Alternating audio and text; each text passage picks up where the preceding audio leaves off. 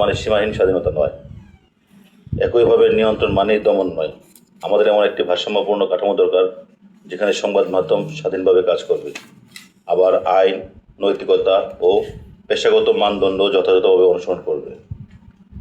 বাংলাদেশের বাস্তবতায় গণমাধ্যম একদিকে রাজনৈতিক চাপ, অন্য অর্থনৈতিক প্রভাব, মালিকানাগত স্বার্থ এবং ডিজিটাল বিভ্রান্তির মতো চ্যালেঞ্জের মুখোমুখি।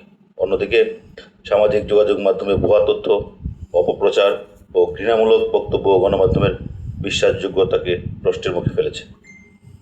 এই প্রেক্ষাপটে আগ্রাসন রোধ বলতে আমি বুঝি সাংবাদিকদের উপর শারীরিক হামলা, ভয়ভীতি প্রদর্শন, অনলাইন হয়রানি, তথ্য প্রাপ্তিতে বাধা এবং যে কোনো ধরনের অযৌক্তিক চাপ থেকে সাংবাদিকদের সুরক্ষা নিশ্চিত করা। কারণ নিরাপদ সাংবাদিকতা ছাড়া স্বাধীন সাংবাদিকতা সম্ভব নয়। একই সঙ্গে জবাবদিহিতাও অপরিহার্য। ভুল তথ্য প্রকাশ, অপতথ্য, গুজব ছড়ানো, ব্যক্তিগত গোপনীয়তা লঙ্ঘন বা উদ্দেশ্য প্রণোদিত সংবাদ প্রকাশ গণমাধ্যমের স্বাধীনতার সঙ্গে সামঞ্জস্যপূর্ণ নয়। তাই কার্যকরী সম্পাদকীয় নীতি, শক্তিশালী নৈতিক মানদণ্ড, তথ্য যাচাইয়ের সংস্কৃতি এবং স্বচ্ছ অভিযোগ নিষ্পত্তির ব্যবস্থা থাকতে হবে।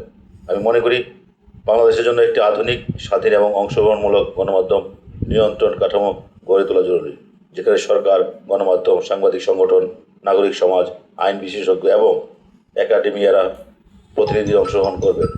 এই কাঠামোর মূল লক্ষ্য হবে স্বাধীনতা রক্ষা, পেশাগত মান উন্নয়ন এবং জনগণের তথ্য জানার অধিকার নিশ্চিত করা, মত প্রকাশের অযৌক্তিক সীমাবদ্ধতা সৃষ্টি করা নয়। আমাদের মনে রাখতে হবে, শক্তিশালী রাষ্ট্র গড়তে শক্তিশালী গণমাধ্যমের বিকল্প নেই। আর শক্তিশালী গণমাধ্যম গড়ে তুলে উঠে স্বাধীনতা, দায়িত্বশীলতা এবং জবাবদিহিতার সমন্বয়। পরিশেষে বলতে চাই, যেখানে সাংবাদিকরা নির্ভয়ের সত্য তুলে ধরতে পারবেন, নাগরিকরা নির্ভরযোগ্য তথ্য পাবেন এবং গণমাধ্যম হবে গণতন্ত্র, মানবাধিকার ও সুশাসনের কার্যকর অংশীদার। সবাইকে ধন্যবাদ।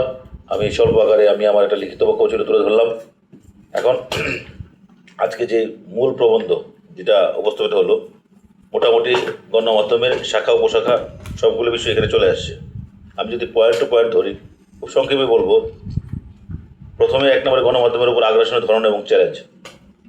এখানে যথার্থই বলেছেন যে রাজনৈতিক আগ্রাসন হয়, অর্থনৈতিক আগ্রাসন হয়, সামাজিক এবং ডিজিটাল চাপ। রাজনৈতিক আগ্রাসন বলতে আমাদের বাংলাদেশে তথা সারা বিশ্বেই পলিটিক্যাল পার্টি যে মোটিভেশন থাকে, যে চাপ থাকে, এটা বিশ্বের সব জায়গাতেই গণমাধ্যমের উপর একটা চাপ থাকে।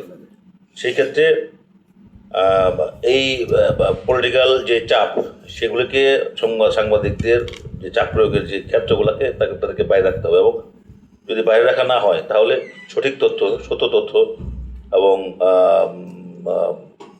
মানে যেটা জনগণের কল্যাণে, রাষ্ট্রের কল্যাণে, সেটা সাংবাদিকরা তুলে আনতে অনেক সময় সচেষ্ট হন না বা বিরত থাকেন। অর্থনৈতিক আগ্রাসন, আপনি দেখবেন বাংলাদেশের মিডিয়া এখন বুর্জোয়াদের দখলে। এরকম আপনার আগের দিনে আমরা যখন সংবাদপত্র পড়তাম ছোটোবেলায়, যে কয়টা মিডিয়া ছিল সবগুলো ছিল হচ্ছে সাংবাদিকদের তত্ত্বাবধানে। যেমন আপনি মানিক মিয়া বলেন বা আরও যারা ছিলেন, আজাদি ছিল, যে পত্রিকাগুলি ছিল সবগুলো ছিল সাংবাদিক এবং হচ্ছে মালিক, মানে একই সূত্রে, মানে একই ব্যক্তি ছিল। তখনও আপনারা ওই ব্যবসায়িকরা ওভাবে ফ্রন্টে আসে নাই।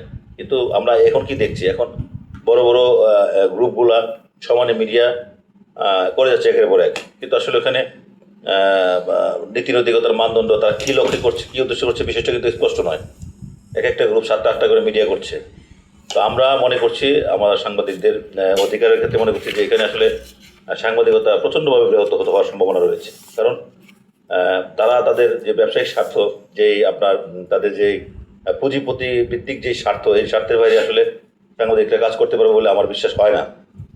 দু একটা মিডিয়া আছে, যেমন ধরেন প্রথম আলো, ডেইলি স্টার, এটাতে হস্তক্ষেপ, ব্যবসায়িক স্বার্থ হস্তক্ষেপ খুব কমই হয়েছে। কিন্তু সাম্প্রতিককালে কিন্তু এটা একেবারে মাথা যায়। আপনাদের প্রত্যেকটা কর্পোরেটের একটা করে মিডিয়া, মিনিমাম একটা করে মিডিয়া রয়েছে। এরা মনে করছে যে মিডিয়া হচ্ছে তাদের একটা হাতিয়ার। তো এই জায়গাতে আমাদের বেরিয়ে আসতে হবে। আসলে যারা মিডিয়া করবে, ওই যেটা বললাম যে সংবাদপত্রের যে কাঠামো, নীতিমালার আওতায় যারা সামর্থ্যবান তারা ফাইন্যান্স করতে পারেন, কিন্তু সম্পাদক বা এটা নিয়ন্ত্রণ বা এটা চালানোর ক্ষেত্রে পূর্ণ স্বাধীনতা দিতে হবে। তার মানে এই না যে আমি নিরুৎসাহিত করছি, আমি কিন্তু বলছি যে এক একটা গ্রুপ একাধিক কেউ 5টা 7টাও করেছে। একটা প্রতিষ্ঠান এরকম একটা গ্রুপ না, কয়েকটা গ্রুপ। তো আমার মনে হয় যে এখানে অর্থনৈতিক যে আগ্রাসনের যে জায়গাগুলি, আহ, আবার দেখেন ওরা এই যে প্রতিষ্ঠানগুলি করছে, এই প্রতিষ্ঠানগুলির বাইরে ওদের যে মিডিয়াতে যে বাজেটটা থাকে, সাধারণত তাদের বাজেট দিয়ে তো মিডিয়াটা চলে, সরকারি টাকার বাইরে এরা কর্পোরেট হাউসগুলি, তারা এটা নিয়ন্ত্রণে একটা এদের হাতে থাকে। তো ডিস্ট্রিবিউশনের ক্ষেত্রে এরা নিজেদেরকে ব্যবহার করে, আর বাইরে যাদেরকে দেয় তাদেরকে একটা নিয়ন্ত্রণের একটা ফর্মুলা তৈরি করে যে তোমরা আমাদের এই বেনিফিট পাবে, এই বেনিফিট দিবা। সুতরাং এই জায়গা থেকে সাংবাদিকতা এবং সংবাদপত্রকে বাইরে রাখার জন্য একটা নীতিমালা, যেটা বারবার আলোচনা হচ্ছে, আমরা বিভিন্ন সেমিনারে আমাদের নেতৃবৃন্দ বলে আসছেন, সেটা করতে হবে। আর আমি কনক্লুড করছি, কারণ অনেকগুলো পয়েন্ট মোটামুটি, সেটা হচ্ছে যে আপনার বর্তমানে একটা সাংবাদিকতার ক্ষেত্রে একটা আতঙ্ক হচ্ছে এআই টেকনোলজিটা আমাদের, কিন্তু আমরা যেহেতু এটা ব্যবহারিক কোনো জ্ঞান আমাদের খুব কম, আমরা এটা সম্পর্কে জানি না, কিন্তু এটা ব্যবহার করে কিন্তু অনেক অনেক অপপ্রচার, অপতথ্য, বিভ্রান্ত ছড়াচ্ছে, যেটা খুবই একটা মেচাগার অবস্থা। আপনি ফেসবুক, টুইটার, ইউটিউব যেখানে যান দেখবেন যে এই যে এআই দিয়ে তৈরি কন্টেন্টগুলা সামাজিকভাবে একটা ব্যাপক প্রভাব ফেলার চেষ্টা করছে। সুতরাং এখানে স্ক্যানিংয়ের যে ব্যবস্থাটা আছে, সেই ব্যবস্থাটা এই যে এটাকে বলে আপনার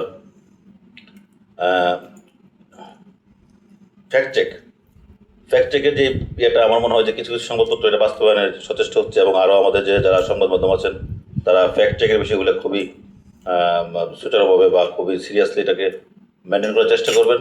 কারণ আমরা যদি ভুল তথ্য, ভুল সাংবাদিকতা করি, তাহলে গ্রহণযোগ্য সংবাদপত্রের যে গ্রহণযোগ্যতাটা, মানুষ যেরকম এখন দেখবেন যে ফেসবুকে অনেক কিছু হয়ে যাচ্ছে। ফেসবুকে একটা বক্তব্য বাংলাদেশে ভাইরাল হচ্ছে, অনেক দৈনিক পত্রিকার কোনো নিউজও এরকম ভাইরাল হয় না বা এরকম পাঠক হয় না। এদিকে খেয়াল রাখতে হবে যাতে এআই টেকনোলজির যেটা আছে সেটার পাশাপাশি ফ্যাক্ট চেকটা আমাদেরকে করতে হবে। প্রত্যেকটা প্রতিষ্ঠানে যারা ভালোভাবে বাজারে আসছেন এবং বা আছেন, পাঠক যাদের ভালো আছে, তাদের এই জিনিসটা করা উচিত।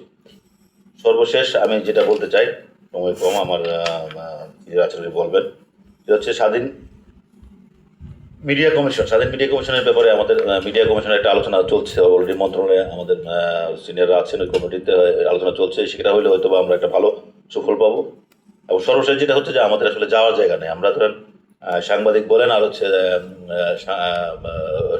পাবলিক বলেন, জনগণ বলেন, বা মানে এই সংশ্লিষ্ট কোনো অভিযোগ করার যে জায়গাগুলি আমাদের খুবই সীমিত।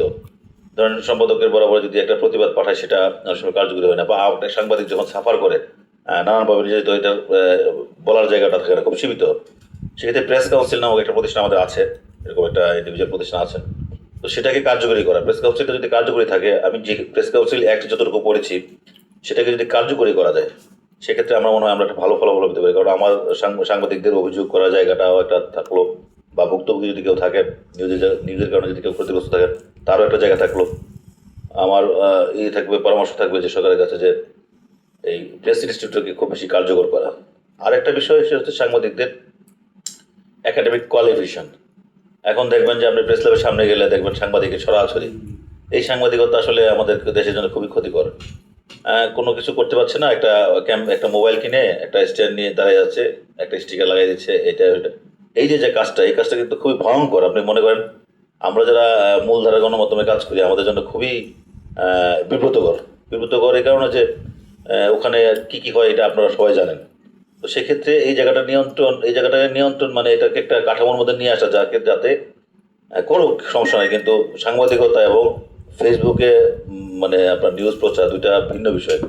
এই জায়গায় যদি কঠোরভাবে নিয়ন্ত্রণ না করা হয়, তাহলে আলটিমেটলি সাংবাদিকতার পেশাটা একটা ভয়ঙ্কর ভয়ঙ্কর অবস্থা থেকে আগাবে। তো আমি করি সর্বত বিচারে মিডিয়া কমিশন যেটা হচ্ছে, বা মিডিয়া নিয়ে কাজ করার যে বর্তমান সরকারের যে প্রচেষ্টা, সেটা খুব বেগবান হচ্ছে। খুব দ্রুতই মন্ত্রী মহোদয় সহ অন্যান্যরা কাজ করছেন। আগামীতে আমরা এই সরকার, যেহেতু গণতান্ত্রিক সরকার, এই সরকার একটা বড় ধরনের গণতান্ত্রিক বিপর্যয়ের পরে উঠে এসেছে। আমরা বিশ্বাস করি এই সরকার রাষ্ট্রের স্বার্থে, জনগণের স্বার্থে কাজ করবে। সবাইকে ধন্যবাদ। ইনশাল্লাহ ভবিষ্যতে যদি আরও দেখা হয় আর আলোচনা করা যাবে। ধন্যবাদ সবাইকে, এমন সুন্দর একটা আলোচনা করার জন্য আমি সাংবাদিক কল্যাণ ট্রাস্ট এবং তার এমডিকে ধন্যবাদ জানাচ্ছি।